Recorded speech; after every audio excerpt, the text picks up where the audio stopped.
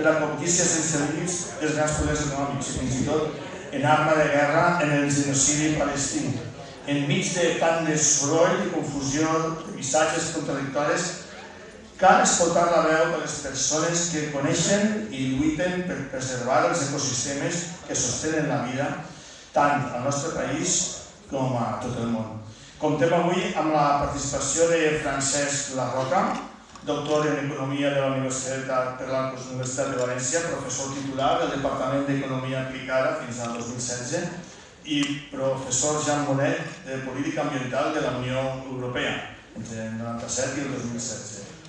Ha dedicat la seva activitat de recerca als aspectes socioeconòmics de la crisi ambiental, especialment en temes de polítiques de l'aigua i de reducció del risc de productes tòxics. És membre del Patronat Sud-Nord de la Universitat de València des del 91 fins al 97, del qual va ser president executiu. És soci fundador de la Fundació Nova Cultura de l'Aigua, on coordina l'Observatori de les Polítiques d'Aigua des de la seva creació.